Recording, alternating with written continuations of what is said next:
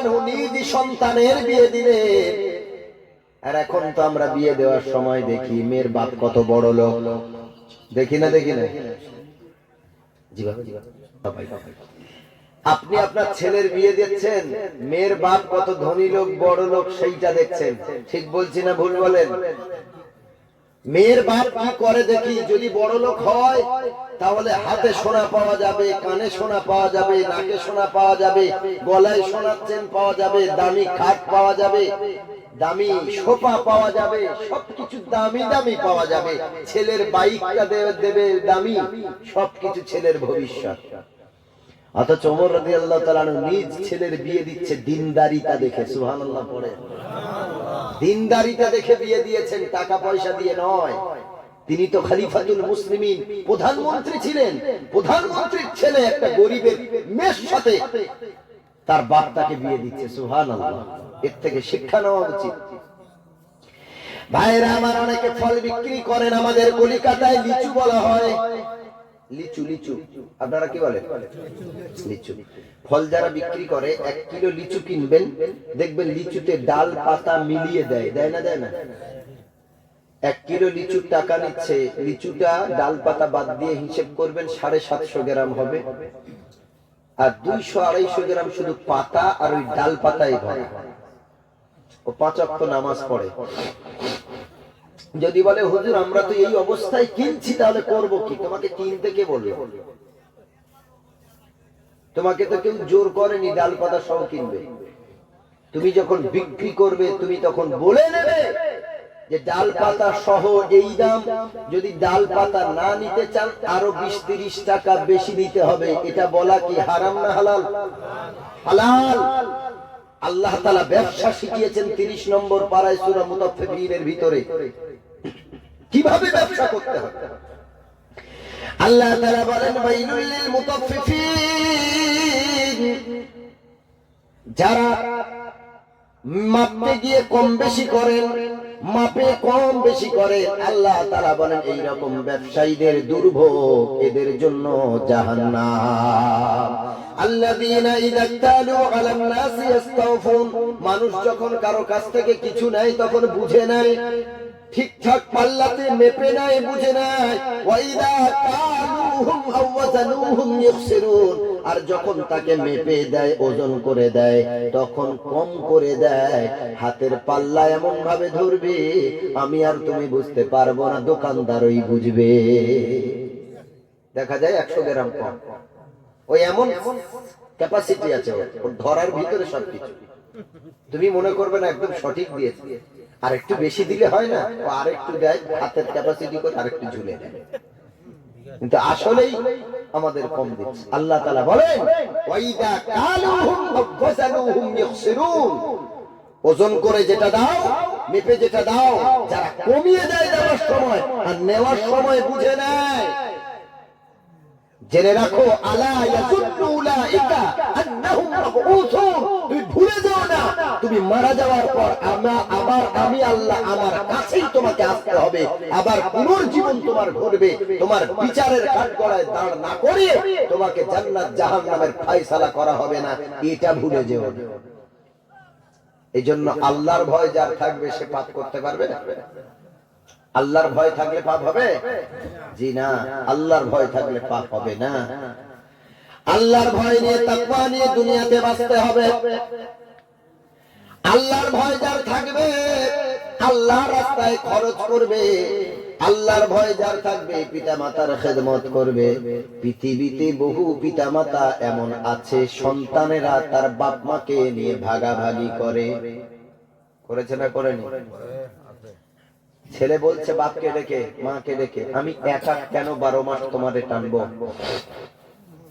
তোমার তো আরো ছেলে আছে, আরো তো সন্তান আছে, তারা 2 মাস 3 মাস করে খাওয়াতে পারে না, আমি কেন তোমাকে 12 মাস টানবো? এরকম অনেক ছেলে বলে না? বলেন জি। যারা এখানে আছেন আমার যুবক ভাইরা, বাপমার ব্যাপারে যদি এই শব্দ কখনোই বলে থাকেন, আজকেই পায়ে ধরে ক্ষমা চেয়ে নেবেন। যদি মনে করেন যে আপনি আপনার বাচ্চাকে মানুষের মতো মানুষ বানাবেন, শিক্ষিত বানাবেন, আপনি বৃদ্ধ বয়সে আপনার সন্তানদের কাছে সম্মানের জায়গা পাবেন, এটা যদি আশা থাকে, অন্তত নিজ বাপ মাকে নিয়ে ভাগ করবেন না। যারা এই কথা জীবনে একবারও বলেছেন, বাপ মায়ের পায়ে হাত দিয়ে ক্ষমা চেয়ে নেন জীবনে বেঁচে থাকতে। আর যদি মারা গিয়ে থাকে, বাপ মার নামে দান সাদকা করে তাদের শান্তির ব্যবস্থা করে দিন। এটা পিতামাতার হক। যদি মারা যায়, তাদের জন্য কবরে সওয়াব পৌঁছানোর ব্যবস্থা করুন। বাপ মাকে নিয়ে ভাগ করবেন, আল্লাহর ভয় যার জীবনে থাকবে সে বাপ মাকে কষ্ট দিতে পারে? অথচ তুমি চিন্তা করো, তোমরা 6 ভাই বোন, 4 ভাই বোন, 5 ভাই বোন, 8 ভাই বোন, 10 ভাই বোন, বাপ কজন, মা কজন? এক বাবায় 6 সন্তান, 8 সন্তান, 10 সন্তানকে একা রোজগার করে তাদের মুখে 3 বেলা খাবার তুলে দিয়েছে, সন্তানদেরকে ভাগ করে নেই। এমন গরিব সংসার, বাবা একা খেটে অল্প পয়সা, স্বামী আর স্ত্রী একবেলা খেয়েছেন আর একবেলা খাইনি, জানে যদি খেয়ে নি বাচ্চারা পাবে না, এজন্য করে একটা সময় এমনও গেছে পিতা মাতা না খেয়ে বাচ্চাদের জন্য রেখে দিয়েছিল। বাচ্চাদের দিয়ে তারা ভাগ করেনি, ধার দেনা করে বাচ্চাদের লেখাপড়া যতটুকু পেরেছেন শিখিয়েছেন, চেষ্টা করেছেন মানুষের মতো মানুষ বানানো। ভিক্ষার থলি হাতে তুলে দেয়নি, ভিক্ষার থালা হাতে তুলে দেয়নি। যতক্ষণ বাবার হাড়ে ক্ষমতা ছিল, বাবার শরীরে যতক্ষণ ক্ষমতা ছিল, অক্লান্ত পরিশ্রম করে বাচ্চাদের জন্য খেটেছে। তারপরেও বাচ্চাদের দিয়ে ভাগাভাগি করেনি। আর তুমি আজকে দুটো মানুষকে টানবে ভাগ করছো। দুটো মানুষকে খেতে দেওয়ার তোমার এত অভাব পড়ে গেল। মনে করো না যে তোমার আল্লাহ আরো দুটো সন্তান বেশি দিয়েছে। তোমার যদি আরো দুটো সন্তান আল্লাহ বেশি দিত, তুমি কি তাদের ফেলে দিতে? দুটো মানুষকে টানতে গিয়ে ভাগ করে বলছে, বড় ভাই দেবে 2 মাস, মেজো ভাই দেবে 2 মাস, সেজো ভাই দেবে 2 মাস, আমিও হিসেবে খাওয়াবো 2 মাস। কপালে লিখে রেখে দেন, খোদার গজব ছাড়া কিছুই বলবে না। ওই পরিবারে ওর বিবি, ওর বাচ্চা জীবনে ভালো থাকবে না, ওর শরীর ভালো থাকবে না। ও যে অভাবের ভয়ে বাপ মাকে দেখে না, ওই অভাব জীবনে ওকে ছেড়ে যাবে। আল্লাহর কসম, আমি মনিরুল ইসলাম বলে গেলাম। ওর সন্তান ডাক্তার দেখিয়ে আনবে, আবার 2 দিন পর আবার অসুস্থ। ও যেমন বাপ মাকে দেবে না, অন্য আল্লাহ লাইন করে দিয়ে টাকা পয়সা সব ধ্বংস করে দেবে। ওর শরীর ভালো থাকবে না, ও বাইক কিনে আনবে, অ্যাক্সিডেন্ট হয়ে শেষ। এবেলা বাইক খারাপ, ও বেলা সাইকেল খারাপ, ও বেলা এটা খারাপ, যে কোনো না যে কোনো একটা ওর এমন পরিস্থিতি আল্লাহ ঘটাবেন, ওর টাকা পয়সা ইনকাম সব বার হয়ে যাবে, বরকত খুঁজে পাবে। ও দামি দামি মোবাইল কিনবে, হঠাৎ করে পড়বে শেষ। বাপ মাকে না দেখার কারণে আল্লাহ বরকত গুলো এভাবে শেষ করে দেবেন। হয়তো 20,000, 30, 40 মাসে রোজগার করতে পারে, ডান হাতে ইনকাম বাঁ হাত দিয়ে বেরিয়ে যাবে। কিভাবে বেরিয়ে যাবে নিজেও কল্পনা করতে পারে। এই কারণে আল্লাহ তাআলা বলেন, ওয়ামাইয়াত্তাকিল্লাহ, যারা আল্লাহকে ভয় করে পিতা মাতাকে কোন জায়গা দেবে গো। যারা আল্লাহর ভয়ে এতিম দুস্থ দরিদ্রকে জায়গা দেবে, তাদের পাশে দাঁড়াবে, আল্লাহ তাআলা বলেন, ইয়ারযুকুহু মিন হাইসু লা ইয়াহতাসিব, আমি আমার রিজিক তোমার জন্য এমন ভাবে দেব, তুমি নিজেই ধারণা করতে পারবে না তো রিজিক এলো কোথা থেকে। সুবহানাল্লাহ। এই কারণেই আল্লাহ বলেছেন, আমার ভয় কর। যার ভিতরে খোদার ভয় নাই, সে আর যাই হোক তার দ্বারাই গুনাহ করা সম্ভব, তার দ্বারাই পাপ করা সম্ভব। আর যার ভিতরে আল্লাহর ভয় আছে, যদিও পাপ হয়ে যায়, সাথে সাথে তওবা করে নেবে। ভাইরা আমার, আল্লাহ রাব্বুল আলামিন বলেন, ওয়াকাদা রাব্বুকা আল্লা তা'বুদু ইল্লা ইয়্যাহু ওয়া বিল ওয়ালিদাইনি ইহসানা। আল্লাহ সন্তানের সন্তানের পিতা মাতাকে কতই ভালোবাসেন। আল্লাহ রাব্বুল আলামিন 15 নম্বর পারায় বলেন, আমি আল্লাহ ফয়সালা করে দিয়েছি, আল্লাহ তা'বুদু ইল্লা ইয়া, আমি আল্লাহ আমাকে ছাড়া তুমি আর কারো ইবাদত করবে না। আমার ইবাদতের পর দ্বিতীয় তোমার যেই কাজ, ওয়াবিল ওয়ালিদাইনি ইহসানা, তোমার পিতা মাতার প্রতি তুমি ইহসান করবে। ইহসানের বাংলা অর্থ হলো বোনাস। ইহসানের বাংলা কি? আপনাদের বোনাস বলে তো?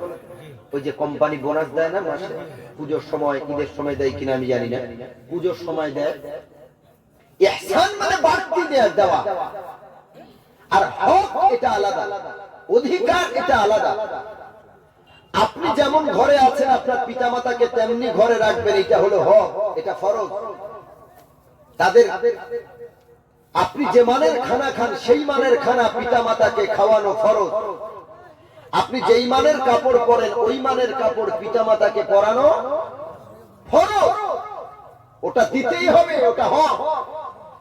ইহসানের কথা আল্লাহ পিতামাতার ব্যাপারে বললেন, হক আদায় করা তো ফরজ, কিন্তু আল্লাহ পিতামাতার ব্যাপারে হকের কথা যেমন বলেছেন, আল্লাহ বারংবার ইহসানের কথা বলেছেন, ওয়াবিল ওয়ালিদাইনি ইহসানা, পিতামাতাকে ইহসান করো, পিতামাতাকে ইহসান করো। ইহসান মানে তুমি যেমন খাও, যদি পারো তার থেকে ভালো মানের খানা খাওয়াও আব্বা মাকে।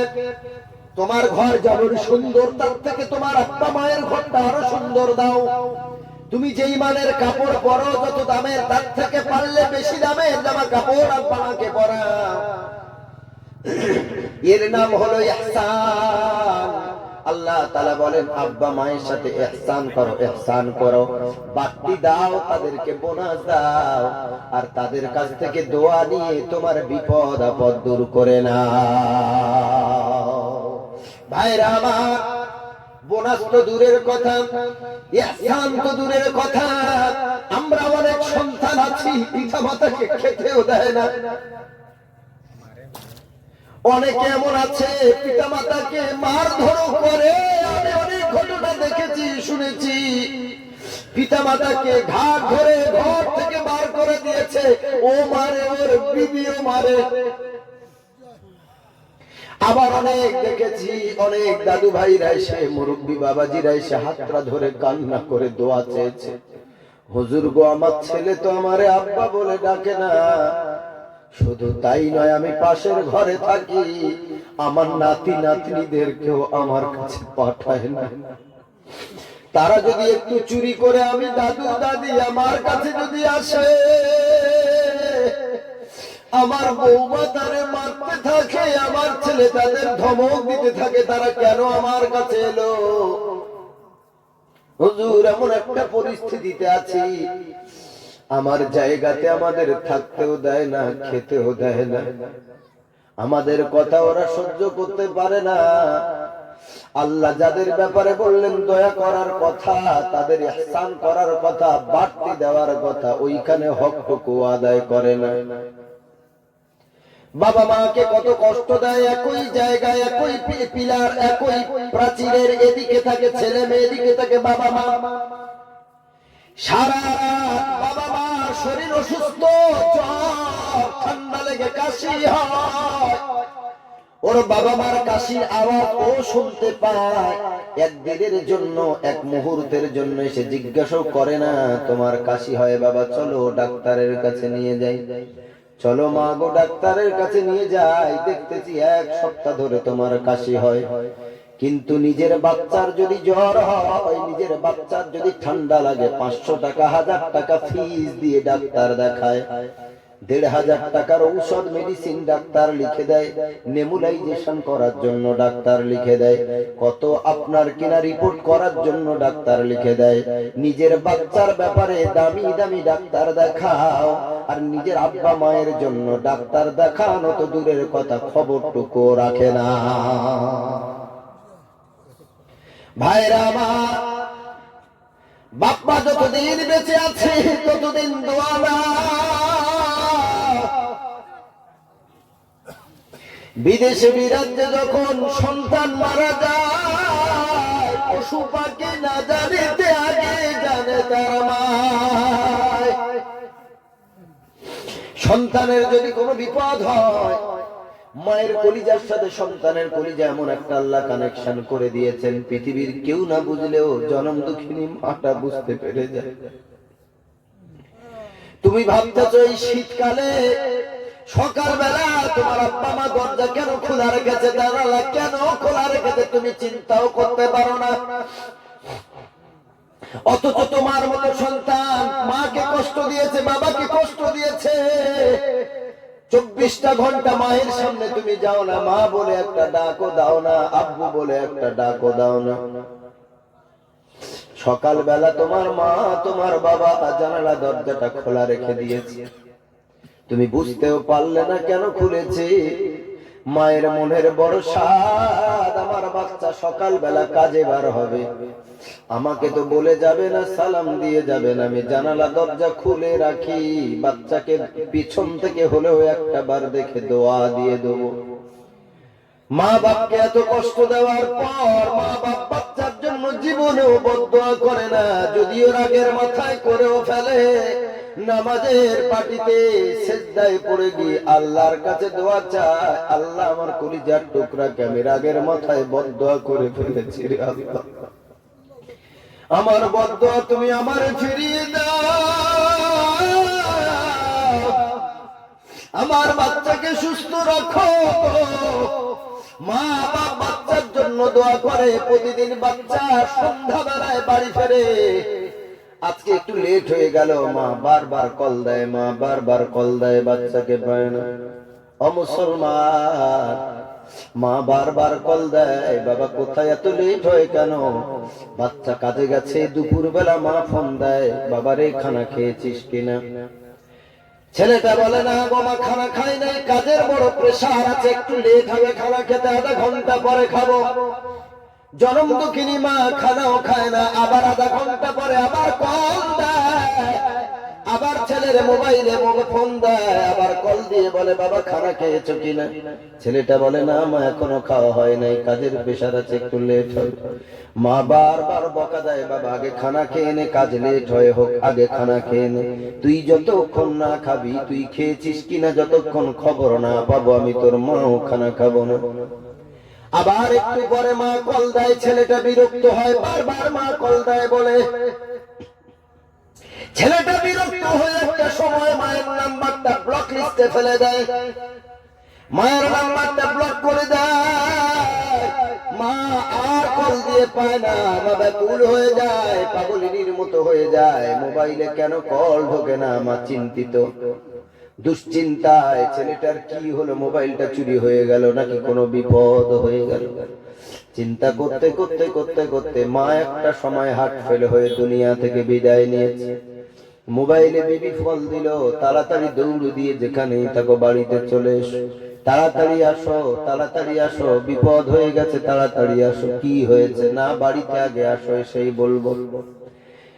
তাড়াতাড়ি ছেলেটা বাড়ির দিকে রওনা। বাড়িতে ঢোকার সময় দেখে এলাকার মানুষ বাড়ির সামনে হাজির, হাজার হাজার মানুষ। বুঝতে পারে না ভিতর দিয়ে কান্নার আওয়াজ। বাড়ির ভিতরে গিয়ে ঢুকে দেখে জনম দুঃখিনী মা একটা জায়গায় শুয়ে আছে, নাতি কাঁদে, নাতনি কাঁদে, মেয়ে কাঁদে, ভাইরা কাঁদে, সবাই বুকে জড়িয়ে হাউ হাউ করে কাঁদতেছে। ছেলে ঘরের ভিতরে ঢুকে মায়ের পায়ের কাছে বসে নাড়া দেয়, মা মা করে কান্না করে, মায়ের আর কোনো আওয়াজ নাই। মৃত মায়ের লাশটা বুকে জড়িয়ে ধরে হাউ হাউ করে কান্না করে আর বলে, মাগো আর আমার কে ফোন করবে, আর আমি খানা খেয়েছি কিনা কে খবর নেবে? মা আমি কাজে থাকতাম, তুমি বারংবার কল দিতে, আমার খোঁজ নিতে, বলো মা আজকের পর থেকে আর আমার কেউ তো খোঁজ নেবে না। আমি যতক্ষণ বাড়ি না ফিরতাম তুমি দরওয়াজা খুলে রাখতে, আমার সাইকেলের আওয়াজ, বাইকের আওয়াজ পেলেই তুমি বুঝতে পারতে আমি ফিরেছি। তাড়াতাড়ি দরওয়াজা খুলে দিয়ে আমার কপালে চুমা দিতে রে মা। আমার জন্য কে আর অপেক্ষা করবি, কে আমার খোঁজ নেবে? আমার যখন রোগ হতো, বিমার হতো, সারা রাত তুমি আমার মাথার পাশে বসে থাকতে। ও মা সারা রাত আমার পাশেই বসে থাকতে, এমন করে মৃত মায়ের লাশটা নিয়ে এত অভিমান করে কান্না। আজকে বহু সন্তান আছে, মা যদি ফোন দেয় বারবার মায়ের ফোন পেলে বিরক্ত হয়, কিন্তু বন্ধু বান্ধবীরা যদি 1000 বার কল দেয় একবারের জন্য বিরক্ত হয় না। খবরদার মায়ের কল পেয়ে বিরক্ত হবেন না। এই মা চলে গেলে আর মোবাইলে কল দেওয়ার মতো কেউ থাকবে না। মোবাইল তো থাকবে, সিম কার্ডও থাকবে, নাম্বারও থাকবে, সারা জীবন আর জনম দুঃখিনীটা কল দেবে না। আর আপনার মোবাইল দিয়ে কল আসবে না, জিজ্ঞেস করবে না বাবা কেমন আছিস। ওই বাবা মা যদি মোবাইলে কল দেয় কত সন্তান বিরক্ত হয়। আল্লাহর কসম, আল্লাহর কাছে তওবা করে নাও, কখনো আর বিরক্ত হবেন না। মা যদি 1000 বার কল দেয়, তুমি মায়ের সাথে ভালোভাবে কথা বলো। মা নিজের ইচ্ছায় যতক্ষণ ফোন না রাখে তুমি ফোনটা কেটো না, কেটে মাকে অপমান করো না। ওরে বাবা, মায়ের জীবনের বড় আশা, সন্তানের মুখে মা ডাকটায় বড় মজা লাগে। তুমি আমি যখন ছোটবেলায় অসুস্থ হয়েছি একটু ভাবো, বাচ্চার পেটের যন্ত্রণা কোনোভাবে বন্ধ হয় না। মা কত ঝাড়ফুঁক করায়, কত মেডিসিন দেয়, পেটের যন্ত্রণা বন্ধ হয় না। একটা সময় সারাদিন কাজকর্ম করে স্বামীটা বাড়িতে ঢুকেছে, এসে কলিজার টুকরাকে একটু আদর করবে, ভালোবাসবে, কোলে নেবে, চুমা খেয়ে সারাদিনের কাজের কষ্ট দূর করবে। এসে দেখে বাচ্চাটা ছটফট করছে, কাঁদতেছে। মা কোলে নিয়ে দৌড়ায়, একবার পেটের ব্যথার ওষুধ খাওয়ায়, একবার বুকের দুধ দেয়, একবার গরম পানি খাওয়ায়, হুজুরের কাছে নিয়ে ফুঁক দেয়, কিন্তু বাচ্চার কান্না বন্ধ হয় না, ছটফট ছটফট করে। বাচ্চার বাবা বাড়িতে এসেছে, সারাদিন না খাওয়া অনাহারে, এসে বাচ্চার এই অবস্থা দেখে ক্ষুধার কথা ভুলে গেছে, খাওয়ার কথা ভুলে গেছে। কি হয়েছে বাচ্চা? বাচ্চার মা বলতেছে, স্বামী গো, আমার বাচ্চা কয়েক ঘন্টা ধরে কান্না বন্ধ করে না, কত ঝাড়ালাম, ফুঁক দিলাম, কত কিছু করলাম, গ্রাই পাখার খাওয়ালাম, পেটের ব্যথার ওষুধ খাওয়ালাম, তারপরেও বন্ধ হয় না কান্না। বাবা সারাদিন না খাওয়া কাজকর্ম করেছে, পেট ভরা ক্ষুধা নিয়ে এসেছে বাড়িতে। বাচ্চার কান্না দেখে কুলে তুলে স্বামী আর স্ত্রী, আমাদের বাবার মা দৌড় দিয়ে নার্সিং হোমে চলে গেছে। নার্সিং হোমে যাওয়ার পর ডাক্তার স্ট্রেচারে তুলে দিয়ে পেটে বলল, তোমার বাচ্চার অ্যাপেন্ডিক্স হয়েছে, ইমিডিয়েটলি অপারেশন করতে হবে। হসপিটালে লম্বা লাইন, অনেক লেট হয়ে যাবে। নার্সিং হোমে দৌড় দিয়ে নিয়ে গেছে। বাপ সারাদিন খায় নাই, বাচ্চার কান্না দেখে বাবার ক্ষুধা মিটে গেছে। মার বাপ দুজন মিলে নার্সিং হোমে ফেলে দিয়ে ডাক্তারের মুখের দিকে তাকিয়ে আছে। ডাক্তার বলছে, শোনো, 20,000 টাকা ন্যূনতম খরচ হবে, অর্ধেক টাকা যদি দাও তবে আমরা অপারেশনে হাত দেব। বাবা তার মায়ের দিকে তাকায়, স্বামী স্ত্রীর চোখের দিকে, স্ত্রী স্বামীর চোখের দিকে তাকিয়ে আছে। ইমিডিয়েটলি গরিব মানুষ 20,000 টাকা কোথায় পাবে এই সময়? স্বামীটা চিন্তা করলো, শোনো হে, তুমি বাচ্চার কাছে থাকো, আমি দেখি কোথা থেকে ম্যানেজ করা যায়।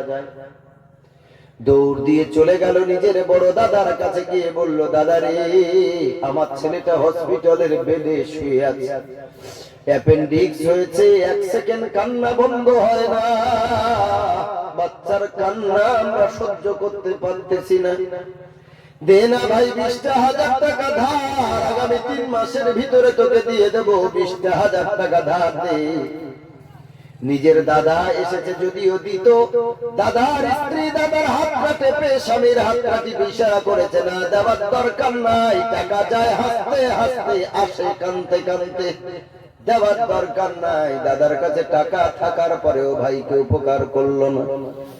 আবার চলে গেল আরেক ভাইয়ের কাছে, দে, আমার ছেলেটা নার্সিং হোমে ভর্তি রে, ছটফট করে কাঁদে, আমি বাবা সহ্য করতে পারি না, 5,000 হলেও দে, 10,000 দে। কেউ দিল না, সবাই বলল টাকা নাই, টাকা নাই বলে তাড়িয়ে দিল। একটা সময় এলাকার মানুষের কাছে ভিক্ষা করার মতো করলো, তারপরেও কোনো টাকা কিছু পেল না।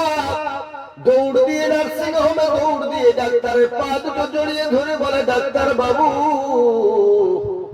আমার বাচ্চার অপারেশন শুরু করুন, আমি যতটা পাচ্ছি আমি দেখছি, ডাক্তার বাবু তাড়াতাড়ি অপারেশন করুন। ডাক্তার বলে টাকা ছাড়া অপারেশন হবে না। একটা সময় বাচ্চাটার মা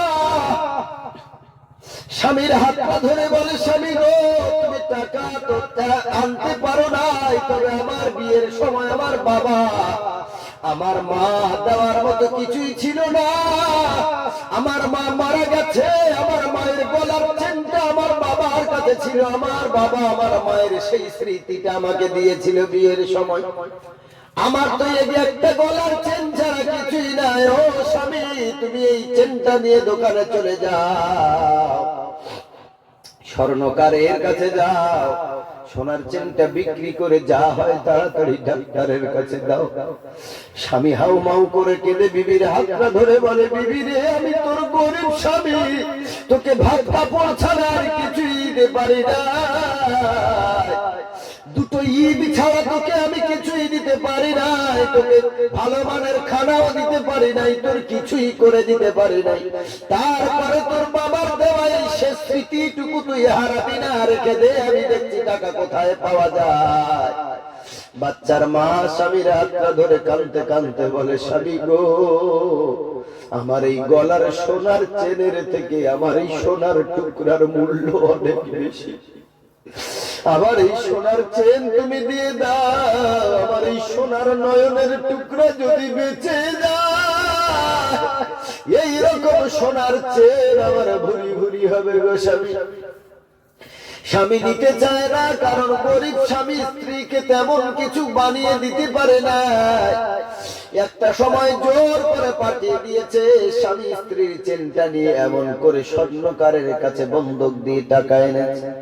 বাচ্চাটার অপারেশন হলো, অপারেশন করার পর বাচ্চাটাকে নিয়ে মা কোলে তুলে কোলেতে বসিয়ে নিয়ে যখন গাড়িতে যায়, বাচ্চার দৃষ্টি পড়েছে মায়ের গলার দিকে, দেখলো মায়ের গলায় স্বর্ণের চেনটা নাই যেটা নিয়ে খেলা করত। মায়াকে ডেকে বলছে, মা গো তোমার গলার হার কোথায়, গলার চেনটা কোথায়? মা হাউ মাউ করে কান্না করে বাচ্চাকে বুকের ভিতরে চাপ দিয়ে জড়িয়ে ধরে বলছে, আমার সোনা তো আমার কোলেই বসে আছে, আমার সোনার দরকার নাই। ও মুসলমান বাবাজি, ওই দিন নার্সিং হোমে হসপিটালে আমি আর তুমি পড়েছিলাম, দিনের পর দিন রাতের পর রাত বাবা মায়ের খানা ছিল না, মা বারবার তোমার আমার বাবাকে বলেছে, স্বামীকে বলেছে, যাও তুমি গিয়ে হোটেলে কিছু খেয়ে এসো, না খেয়ে কতক্ষণ থাকবে। বাপ কিছু খেতে চায় না, সন্তানের কষ্ট, কোন বাপ ভালো কিছু খেতে পায় না, একটু চা বিস্কিট খেয়ে বেঁচে আছে, বলছে না রে আমার সন্তানের অপারেশন যতক্ষণ না হবে আমি ওর বাপ কিছুই খাবো না।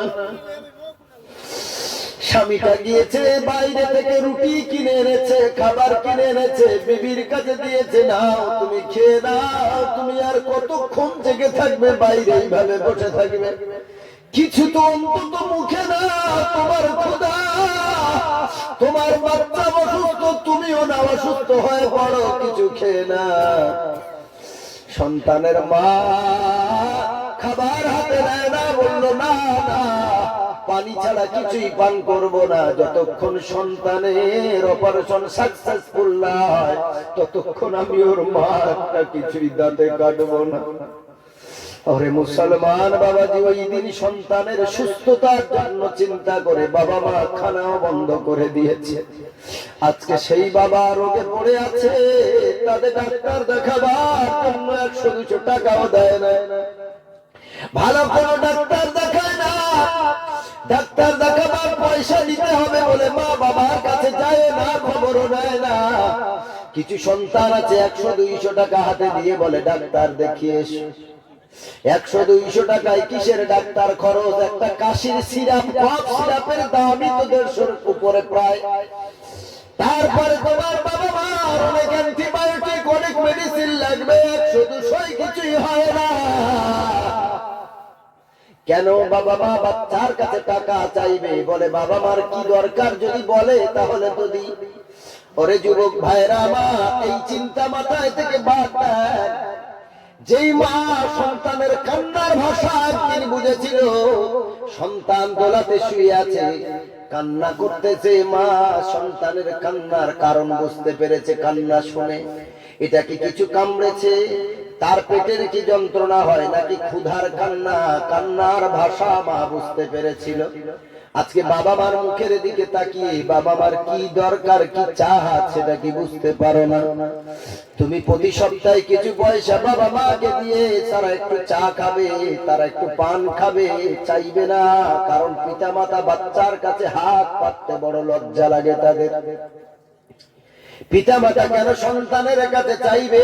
তারা মনে করে এই বুড়া বয়সে সন্তানের রোজগারে তো চলছি, আমাদের তো আর রোজগার করার ক্ষমতা নাই, কি করে সন্তানের কাছে হাত পাতবে? লজ্জা লাগে, তাই সন্তানের কাছে পিতা মাতা হাত পাততে পারে না। তুমি নিজ ইচ্ছায় কিছু পয়সা দেবে। আমি বলবো না তুমি 1 কিলো আপেল কিনে বাবা মার হাতে তুলে দাও, আমি বলবো না তুমি 1 কিলো লেবু কিনে বাবা মার হাতে তুলে দাও। আমি তো বলি তুমি গরিব, কাজ থেকে ফেরার সময় 2টা আপেল কেন, একটা আপেল তোমার বিবি বাচ্চাকে দাও, আর একটা আপেল তোমার বাবা মাকে দাও। তাদের বয়স হয়েছে, একটু ফল ফ্রুট, বাদাম, দুধ এগুলো খাওয়ার প্রয়োজন আছে। তুমি একটা আপেল আব্বা মায়ের হাতে তুলে দিয়ে বলো, বাবা গো আমি তো গরিব, আমার রোজগার কম, তুমি একটু আমার জন্য দোয়া করে দিও, আমি যেন তোমাদের ভালো খাওয়াতে পারি। আব্বা মায়ের হাতে একটা আপেল তুলে দিলে কোনদিন কোন বাবা মা কথা বলবে না যে মাত্র একটা আপেল দিয়েছে, এটা আমি খাবো কি আর তোর বাপ খাবে কি, কোনদিন বলবে না। আপনি একটা লেবু হাতে তুলে দেবেন, আব্বা মায়ের জন্য 2 পিস কলা আনবেন, একটা আব্বা খাবে, একটা মা খাবে। হতে পারে একটা লেবু, হতে পারে একটা আপেল, হতে পারে একটা বেদানা, হতে পারে 2টা কলা। অল্প হলেও মায়ের হাতে যখন তুলে দেবে, তোমার হাতের এই 2টা কলা, একটা লেবু, একটা আপেল পেয়ে দেখবে মায়ের খুশিতে মায়ের চোখের কোণে পানি চলে এসেছে। আর মা নামাজের মুসাল্লায় বসে দোয়া করবে, আল্লাহ আমার নাতি নাতনিকে ভালো রেখো, আমার বাচ্চার রোজগারে তুমি বারাকাত দাও। আল্লাহর নবী সাল্লাল্লাহু আলাইহি ওয়াসাল্লাম বলেন, মা বাপ সন্তানের জন্য যেই দোয়া চায়, ওই দোয়া আল্লাহ কবুল না করে ফেরায় না। মা বাবার দোয়া সাথে সাথে কবুল হয়ে যায়। মা বাবার মাঝে মাঝে বাবার একটা লুঙ্গি কিনে দাও, পাঞ্জাবি কিনে দাও, একটা টুপি কিনে দাও, মায়ের একটা শাড়ি কিনে দাও। মা দেখতে চাইবে না কাপড়টা কেমন, মা দেখতে চাইবে না, বাপ দেখতে চাইবে না কালারটা কেমন, দামি না কম দামি, এগুলো দেখবে না। সন্তান মা বাবার হাতে তুলে দেবে, মা বাবা ঘরের দরওয়াজা দিয়ে বুকে এভাবে জড়িয়ে ধরে কাপড়টা সন্তানের জন্য কাঁদতে কাঁদতে দোয়া চাইবে। ও মুসলমান বাবাজি, ঈদের আগে শ্বশুর বাড়িতে যায় দামি দামি কাপড়, বিবিকে নিয়ে মার্কেটিং হয়, আর নিজের আব্বা মাকে দেওয়ার সময় বিবির যাওয়া লাগে না, নিজ ছেলে নিজে গিয়ে কিনে আনে কম দামে। দামি দামি কাপড় যদি শ্বশুর বাড়ি না যায়, ওর বিবি ওর সাথে অশান্তি করবে, আর বাবা আমার এই বৃদ্ধ বয়সে যা দেবে তাই তারা গ্রহণ করে নেবে। এটা কেমন বিচার? আল্লাহ তাআলা বলেন, আব্বা মায়ের সাথে ইহসান করো, দয়া করো। তুমি নিজে যেই মানের কাপড় পরো, তার থেকে ভালো দামের কাপড় আব্বা মাকে পরাও। একটি গেলাম পানির ফলে বাইজিদের কোলে তুলে, একটি গেলাম পানির ফলে বাইজিদের কোলে তুলে, হাত তুলে মা বলে বাইজিদিকে মৌলি বানাও, হাত তুলে মা বলে বাইজিদিকে মৌলি বানাও। মায়ের দোয়া নাও হে মুমিন, মায়ের দোয়া নাও, মায়ের দোয়া নাও হে মুমিন, মায়ের দোয়া নাও। বিপদে পড়বে না তুমি যখন যেথায় যাও, বিপদে পড়বে না তুমি যখন যেথায় যাও। মায়ের দোয়া নাও হে মুমিন, মায়ের দোয়া নাও। মায়ের দোয়া নাও হে মুমিন, মায়ের দোয়া নাও। আল্লাহর নবী সাল্লাল্লাহু আলাইহি ওয়াসাল্লাম বলেন, রিজল ওয়ালিদি রিজল্লাহ। আব্বা মা যদি সন্তানের প্রতি খুশি হয়, আব্বা মা যেই সন্তানের প্রতি খুশি, আমার আল্লাহ তাআলা তার ওই বান্দা বান্দির প্রতি খুশি হয়ে যায়। গত বছর ডিসেম্বরের 14 তারিখে আমার অ্যাক্সিডেন্ট হলো কলকাতা নদিয়া ডিস্ট্রিক্টে। একটি ব্রিজ থেকে নামার সময় রাত 12:30টার সময় অ্যাক্সিডেন্ট হলো গত বছর ডিসেম্বরের 14 তারিখ। ওই অ্যাক্সিডেন্ট এমন ভাবে অ্যাক্সিডেন্ট হলো গো বাবাজি, রাত 12:30টা তখন বাজে, জলসা করে ফিরতেছিলাম হাই রোড, হাই সড়কের উপরে ব্রিজ থেকে নামতে গিয়ে বিশাল বড় শান্তিপুর নামক জায়গায়, শান্তিপুর থানার অন্তর্গত গোবিন্দপুর ব্রিজ, বিরাট বড় একটা ট্রাকের সাথে লড়াই হলো, অ্যাক্সিডেন্ট হলো। অ্যাক্সিডেন্ট হওয়ার পর এমন করে হাতে ছিল মোবাইল, আর এত জোরে অ্যাক্সিডেন্ট হলো, গাড়ির তো কি অবস্থা, এই দাড়ির তলায় এমন ভাবে ফেটে গেল, 4টা টিচ পড়লো, এখানে 4টা সেলাই পড়লো, কানের ডান দিকের ভিতরের হাতটা ভেঙে গেল, জিভের উল্টো পিঠে কেটে গিয়ে জিভের উল্টো দিকে 4টা সেলাই হলো। ও মুসলমান, সাথে সাথে শরীরটা রক্তে ভিজে গেল। আমার হাতে মোবাইল, আল্লাহর কসম, আল্লাহ সাক্ষী, অ্যাক্সিডেন্ট হতে না হতে 1 মিনিট গেল না, আমার মোবাইলে আমার জনম দুঃখিনী মায়ের কল এসেছে। আমি অবাক হয়ে গেলাম, এদিকে রক্ত বেরিয়ে যায়, অ্যাক্সিডেন্ট হওয়ার সাথে সাথে মা কল দিয়েছে, মোবাইলটা ড্রাইভারের কাছে দিলাম, তেমন কিছু হয় না। আমি ওকে দিয়ে আঙুলের ইশারা করলাম, বলিস না রে। আমার মা ফোনটা ধরে বলল, কোথায় আছো, ওর শরীর কি ভালো আছে? বলল, হ্যাঁ আমরা বাড়িতে ফিরছি। আধা ঘন্টা পর আবার মা ফোন দেয়, কত দূর? এইভাবে 2-3 বার কল দেয়। আমি বারবার বললাম, বলিস না রে, আমার জনম দুঃখিনী মা।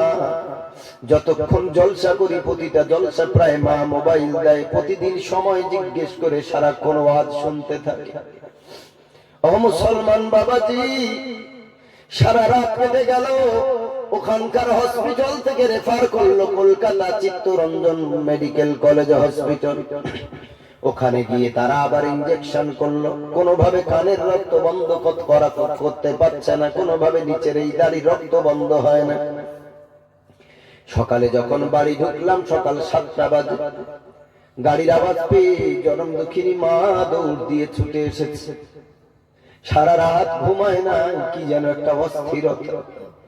এসে দেখে, বাবা রে, তোর গায়ে জামা নাই কেন? এদের গায়ে জামা আছে, আমি তখন শুধু গেঞ্জি পরে আছি আর পায়ে জামাটা পরে আছি, রক্তে লাল হয়ে আছে। আমার মা, আমি কিছুই কথা বলতে পারছি না, কারণ আমার জিভ তো সেলাই পড়েছে, নিচেও সেলাই পড়েছে। মা তাড়াতাড়ি করে দৌড় দিয়েছে, বুকে জড়িয়ে ধরে হাউ মাউ করে কাঁদতে লেগেছে, বুকে জড়িয়ে ধরে হাউ হাউ করে কাঁদে আর বলে, আমি সারা রাত ঘুমাই নাই।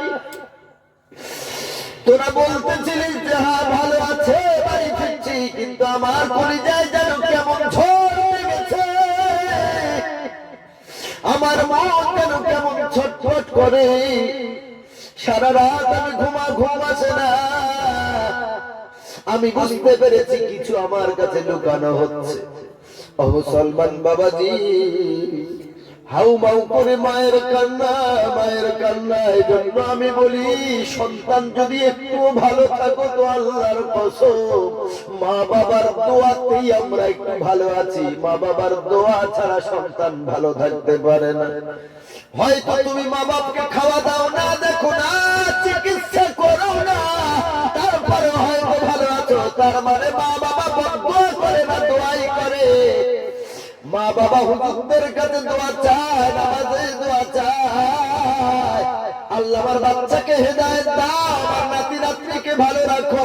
ও হয়তো আমারে কষ্ট দেয়, আল্লাহ তুমি ওরে কষ্ট দিও না, ওরে অভাব দিও না। মা বাপ আল্লাহর কাছে দোয়া চায়, মা বাপ আল্লাহর কাছে বদদোয়া করতে পারে না।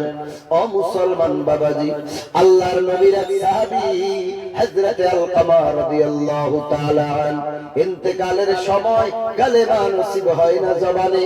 সাহাবীরা আল্লাহর নবীর কাছে খবর দিলেন। নবীজি বললেন, যাও ওর মায়ের কাছে গিয়ে খবর নাও, মা ওর উপরে নারাজ আছে কিনা।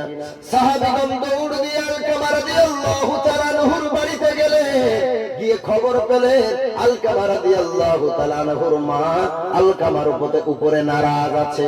কারণ আলকামা বিবিকে বেশি ভালোবাসতেন মায়ের তুলনায়, এই জন্য মা একটু নারাজ ছিলেন আলকামার উপরে।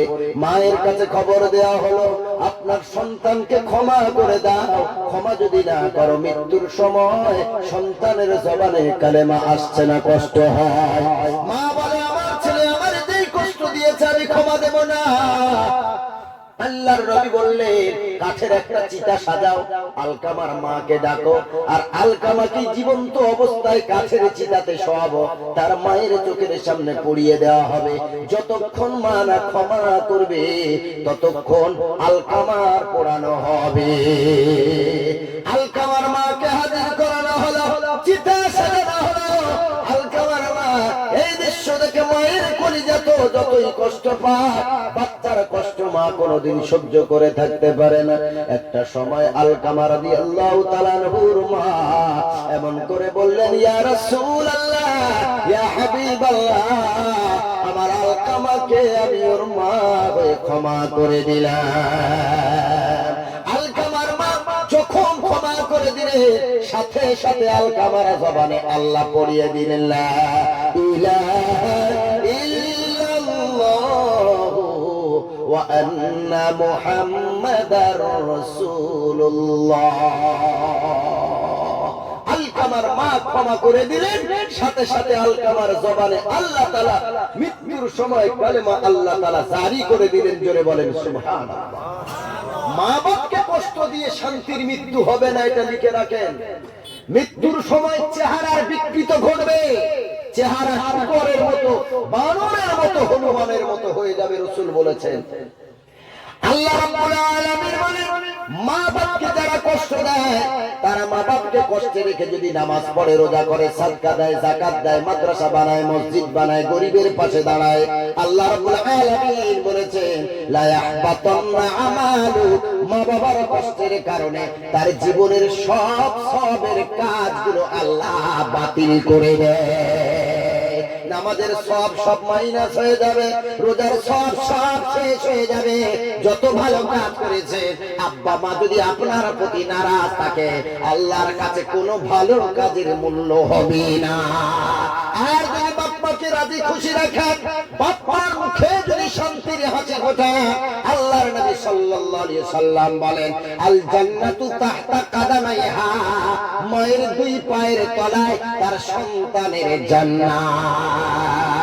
হুমা জান্নাতুকা ওয়া নারুকা, নবীজি বলেছেন, এক বাবা হলো সন্তানের জন্য জাহান্নাম, আবার ওই বাপ মাই হলো সন্তানের জন্য জান্নাত। সন্তান যদি বাপ মাকে নারাজ রাখে, তাহলে তার কপালে জাহান্নাম, আর যদি তাদের খুশি রাখে, শান্তিতে রাখে, রাসূলের হাদিস অনুযায়ী মৃত্যুবরণ করার সাথে সাথে আল্লাহর জান্নাতে হাজির হয়ে যাবে। ও মুসলমান বাবাজি, মাকে কষ্ট দেবেন না। মায়ের দোয়ার ফজিলতে কত বড় আল্লাহর ওলি হয়েছেন বাইজিদ বুস্তামি। মা ছোট্ট ছেলেটারে বলেছে, বাবারে আমার পানির তৃষ্ণা পেয়েছে, একটু পানি নিয়ে এসো রে বাবা। ছোট্ট ছেলেটা পানি আনতে গিয়ে কলসিতে দেখে পানি শেষ। এরপরে দূরে চলে গেল পানি আনার জন্য, কলে চলে গেল, কুয়ার কাছে চলে গেল। একটু লেট হয়ে গেছে, এসে দেখে জনম দুঃখিনী ঘুমিয়ে পড়েছে। দৌড় দিয়ে এসেছে, মায়ের ঘুম ভাঙালো না, এক গ্লাস পানি নিয়ে মায়ের মাথার সামনে, শিওরের সামনে সারা রাত দাঁড়িয়ে আছে। অল্প বয়সের ছেলেটা মায়ের মাথার সামনে দাঁড়িয়ে আছে। এই চিন্তা করে, আমি যদি পানির পাত্রটা কোনো জায়গায় রেখে দিয়ে ঘুমিয়ে যাই, আর রাত্রেবেলা মায়ের ঘুম যদি ভেঙে যায়, যথা টাইমে মা পানি পাবে না, কষ্ট পাবে। কোথায় পানি রাখবো মা খুঁজে নাও পেতে পারে। এই কারণে মায়ের কলিজায় যাতে কষ্ট না হয়, হযরত বাইজিদ বুস্তামি মায়ের মাথার সামনে সারা রাত পানির ঘটি নিয়ে, পানির গ্লাস নিয়ে দাঁড়িয়ে আছে। রাত গভীর, ভোরের বেলা, এমন করে তাহাজ্জুদের সময় মায়ের ঘুম ভেঙে গেল। পাশে হাত দিয়ে দেখে সন্তান নাই। মা তাড়াতাড়ি করে ছটফট করে মা উঠে পড়ে দেখলো নিজের কলিজার টুকরা মাথার সামনে দাঁড়িয়ে আছে। এ বাবা বাইজিদ, তুমি হাতে কি নিয়ে দাঁড়িয়ে আছো? তোমার কি ঘুম নাই? বাইজিদ বলে, মা গো, পানি চেয়েছিলে আমার কাছে, ঘরে দেখলাম পানি শেষ, বাইরে পানি আনতে গেলাম, এসে দেখি তুমি ঘুমিয়ে পড়েছ।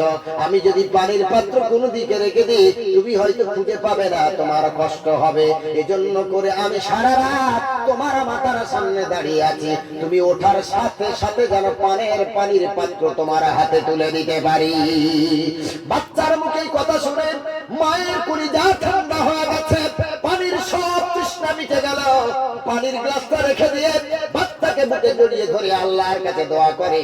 মা ওই তাহাজ্জুদের সময় উঠে ওযু করে আল্লাহর কাছে তাহাজ্জুদের নামাজ পড়ে বাচ্চার জন্য দোয়া করে, আল্লাহ, আজ আমার বাচ্চা আমার জন্য যাহা করলো, এর ওসিলায় আমি মা আমার দোয়ার বিনিময়ে আমার বাচ্চাকে সারা ওয়ার্ল্ডের বড় তুমি ওলি বানাও।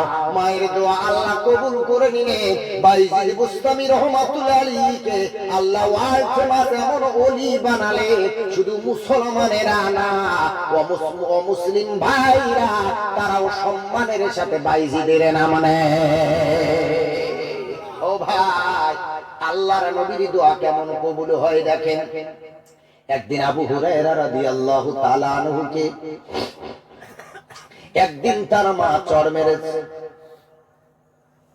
বিচার নিয়েছে যে নবীর কাছে, ইয়া রাসূলুল্লাহ, ইয়া হাবিবাল্লাহ, আমার মা আমাকে মেরেছে, আপনার কাছে এসেছি বলে, আপনার ওয়াজ শুনতে আসি বলে, আপনার নসিহত শুনতে আসি বলে, আপনার কাছ থেকে উপদেশ দিতে আসি বলে আমার মা মুশরিকা, আমার মা আমাকে চড় মেরেছে। ইয়া রাসূলুল্লাহ, আপনি বিচার করুন। রাসূল বললেন, আবু হুরায়রা, ইয়া আবা হুরায়রা রে, এখানে তোমার মার তোমার সাথে ব্যাপার। তোমার মা তোমার মেরেছে, অন্য কেউ তো মারে নাই।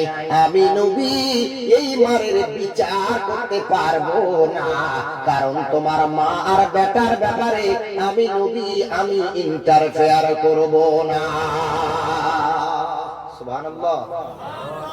হযরত আবু হুরায়রা বলেন, ইয়া রাসূলুল্লাহ, ইয়া হাবিবাল্লাহ, বিচার যদি না করলে আমি আপনার কাছে দোয়া চাই, আমার মায়ের হেদায়েতের দোয়া করুন, আমার মা যেন হেদায়েত পেয়ে যায়, আপনার মুখে আপনার জবানে ইসলামের বাণী যেন শুনে সঠিক দিশা পায়। রাসূল হাত তুললেন, আবু হুরায়রা ছুটতে লাগলেন। সাহাবীরা জামার টান দিয়ে ধরেছে। আবু হুরায়রা রাদিয়াল্লাহু তাআলা বললেন, ছেড়ে দাও, ছেড়ে দাও, কাপড় ছেড়ে দাও, আমি দেখতে চাই আমি আবু হুরায়রা বাড়িতে আগে পৌঁছাই নাকি আমার নবীর দোয়া বাড়িতে আগে পৌঁছায়। ছেড়ে দাও, জামা ছেড়ে দাও। জামা টান দিয়ে ছেড়ে দেওয়া হলো। এরপরে বাড়ির দিকে রওনা। বাড়ির দরওয়াজার সামনে দাঁড়িয়েছেন। দাঁড়িয়ে সাথে সাথে ভিতর থেকে মায়ের গলার স্বর নরম হয়ে গেছে। মা গোসল করে চুল থেকে এখনো পানি টপ টপ করে পড়ে। এ বাবা আবু হুরায়রা, তোকে মারার পর আমি অনুশোচনা করেছি, আমার অনুতপ্ত হয়েছি, আমার কলিজায় কষ্ট হয়েছে। আমি মা চিন্তা করলাম, আমার বেটা তো কোনো খারাপ জায়গায় যায় নাই, মুহাম্মাদের দরবারে গিয়েছে, আদর্শ নিতে গিয়েছে, আমি কেন তাকে মারলাম? আয় বাবা ঘরে আয়, আমি তোকে যে নবীর কাছে যাওয়ার জন্য মেরেছি, আমি তোর মা, আমার নিয়ে সেই মুহাম্মাদের কাছে নিয়ে চল। আমি আজ থেকে মুহাম্মাদের কাছে বায়াত গ্রহণ করে আমি ইসলাম কবুল করব। হযরতে আবু হুরায়রা বাড়িতে ঢোকার আগে নবীর দোয়া তীরের গতিতে হযরতে আবু হুরায়রার মায়ের কলিজায় বিদ্ধ হয়ে গেছে। মায়ের দোয়া নেন, ওলামাদের দোয়া নেন, আলেমদের দোয়া নেন, আল্লাহর ওলিদের দোয়া নেন। আর দোয়া মুখুল ইবাদা, ইবাদতের মেন মগজ হলো দোয়া। মানুষের ভাগ্য যদি পরিবর্তন হয় তো দোয়ার মাধ্যমে হয়। কিসের মাধ্যমে? দুটো কারণে ভাগ্য পরিবর্তন হয়, একটা হলো সাদাকা দান, আর একটা হলো দোয়া। এই দুটো কারণে ভাগ্যে পরিবর্তন হয়, বাকি আর কিছুই নাই। কার তকদিরে কি আছে আমরা কেউ বলতে পারবো না, কেউ জানি না। এবছর 2025-এর যে জলসা আমি করছি, আপনারা কত মানুষ বসে আছেন পাশাপাশি বসে জলসা শুনছেন। 2026-এর এই জলসায় আপনারই পাশে বসে এবছর যে জলসা শুনেছে, হয়তো সেই ব্যক্তিটা 2026-এ এখানে আর থাকবে না, মাটির তলায় চলে যাবে। আমি মনিরুল ইসলাম জানি না এই এক বছরের মেহমান আমি না আপনি। এবছর যারা শুনছেন অনেকেই, অনেক যুবক, অনেক বাবাজি দুনিয়া থেকে বিদায় নিয়ে গেছে। গত বছর যারা ছিল তারা অনেক এবছর নাই, মাটির তলায় চলে গেছে। এই জন্য প্রত্যেকটা মুহূর্তকে মূল্যায়ন করতে হবে। আল্লাহ তো এই জন্যই বলেছেন, বালাস সময়ের কসম করেছেন। সময় যেটা চলে যায় ও সময় আর ফিরে আসে না। প্রতিটা সময়কে মূল্যায়ন করুন, সময়ের দাম দিন, যে সময়টা কিভাবে চলে যাবে। আল্লাহ নবী সাল্লাল্লাহু আলাইহি ওয়াসাল্লাম বলেন, কবরে যাওয়ার পর আল্লাহ ফেরেশতা প্রশ্ন করবেন, ওয়া আন মালিহি ফিমা আফনা, আল্লাহ যে তোমার সম্পদ দিয়েছিল তুমি কোন কাজে তা ব্যয় করেছো। ওয়া আন শাবাবিহি ফিমা আবলা, আল্লাহ যে তোমার যৌবন ক্ষমতা দিয়েছিল, যুবক বানিয়েছিল, যুবক অবস্থায় তুমি কেমন আমল করেছো। আল্লাহর কাছে সেদিন ধরাশায়ী হয়ে যেতে হবে। যুবক অবস্থায় আমল করুন, যুবক অবস্থায় বাপ মাকে সেবা করুন, মাঝে মাঝে আব্বাজানের পাটা টিপে দিন, আব্বাজানের পিঠের চালে তেল দিয়ে দিন। ঈদের সময় দেখি, ঈদের নামাজ সালাম ফেরাবার পর খুতবা হয়ে গেলে ছেলেরা সব বন্ধুদের সাথে গলায় মেলায় না। আমি আফসোস, আমি দেখি মাঝে মাঝে ওর বাপ দাঁড়িয়ে আছে একটু দূরে, ওর বাপ দাঁড়িয়ে আছে, ওর বড় দাদা দাঁড়িয়ে আছে, মেজো দাদা দাঁড়িয়ে আছে, ও নামাজ পড়ে বন্ধুদের আগে বুকে জায়গা দিয়েছে, আয় গলায় মেলা। আর ওর বাপ দেখছে আর ভাবছে, হায় রে, এই কাঁধে এই গলায় কোলে নিয়ে তোকে কত মানুষ করলাম, আজকে ঈদের নামাজ পড়ে আমি বাপ আমাকে তোর বুকে জায়গাটা দিলি না সবার আগে। আল্লাহর কসম, আমি মনিরুল ইসলাম গর্বিত। আমি প্রতি বছর ঈদের নামাজ পড়ে যতক্ষণ আব্বার সাথে গলা না মেলাই ততক্ষণ কারোর সাথে গলা মেলাই। এটা আল্লাহ শুকরিয়া, আলহামদুলিল্লাহ। আগে আমার যেই বছর থেকে তা মাথায় ঢুকে, আজ থেকে 4-5 বছর আগে, তার আগে আমি এভাবে ভাবিনি। আমি নামাজ পড়ে যখন বন্ধুদের সাথে গলায় মেলাচ্ছি, দূরে দেখছি আমার বাপ দাঁড়িয়ে আছে, সাথে সাথে আমার মাথায় লাগলো, আরে আমার বাপের সাথে গলা না মিলিয়ে তার আগে আমি কার সাথে গলা মেলাচ্ছি। আমি সেই বছর থেকে নিয়ত করলাম, প্রতি বছর ঈদের সালাম ফিরিয়ে খুতবা শুনে সর্বপ্রথম আমার বাপের সাথে গলা মেলাবো। আমি এজন্য চিন্তা করি বাপের পাশাপাশি নামাজ পড়া। বাড়িতে এসে মায়ের কপালে একটা কুব্বালাতুল আইনাইন, এই কপালে একটা চুমা দিয়ে কিছু পয়সা দিয়ে মায়ের হাতে দিয়ে দিয়ে, এটা আমার আমল। আল্লাহ সারা জীবন যেন এভাবে থাকতে পারি। এই যে জলসা করে যে টাকা, যে হাদিয়া আপনারা দেন, এই জলসা করার সবগুলো টাকা মায়ের হাতে আমি তুলে দিই। আল্লাহর কসম, কোরআন সামনে। আমাদের আছে দুটো ফার্মেসি, এলাপাতি ফার্মেসি, ওষুধের দোকান। আমার বাপ ডাক্তার, এই ফার্মেসির দুই ভাই দুটো ফার্মেসি চালাই, ফার্মাসিস্ট করে। তো এই ফার্মেসির যা টাকা হয় সারা মাসে, 1 লাখ হোক 1.5 লাখ যাই হয়, সেগুলো সব আব্বার হাতে, জলসার টাকা সব মায়ের হাতে। দুই ভাই দুজনই। আরেক ভাই সে তো ডাক্তার, আর আমি জলসার লাইনে আছি। যেটুকু হয় এই আমলটা করি, আর সারা জীবন করবো ইনশাআল্লাহ। যাদের পিতামাতা ভালো ইনকাম করে টাকা বাপ মার হাতে তুলে দেন, যাদের বাপ নেশাখোর, নেশা করে, জুয়া খেলে, তাদের কথা আমি বলবো না, তাদের টাকা দেবেন সব উড়িয়ে দেবেন। যাদের বাপ 5 ওয়াক্ত নামাজি, সন্তানের হক সম্পর্কে বোঝে। আপনারা তিন চার ভাই যা রোজগার হবে বাবার হাতে তুলে দেন, বাপ বেঁচে আছে। একা পুরুষ মানুষ, আপনি খেটে ভবিষ্যতে এই বর্তমানে কি করবেন যা জিনিসপত্রের দাম, আপনারা তিন চার ভাই যদি একসাথে রোজগার করে বাবার হাতে তুলে দেন, সেই টাকাতে খুব তাড়াতাড়ি অনেক কিছু করা যায়। কিন্তু একা আলাদা ভাবে করতে গেলে ঘাম সরে যাবে, ওতে বরকত নাই। এই জন্য করে বাপ মাকে মূল্যায়ন করুন।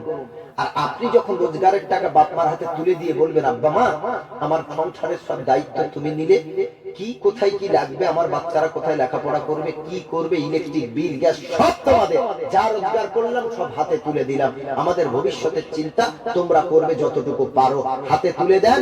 আর বলবেন যে এই টাকা তোমাদের, এই হিসেব করবেন না যে আমি দিয়েছি বলে আমার রেখে দেবেন।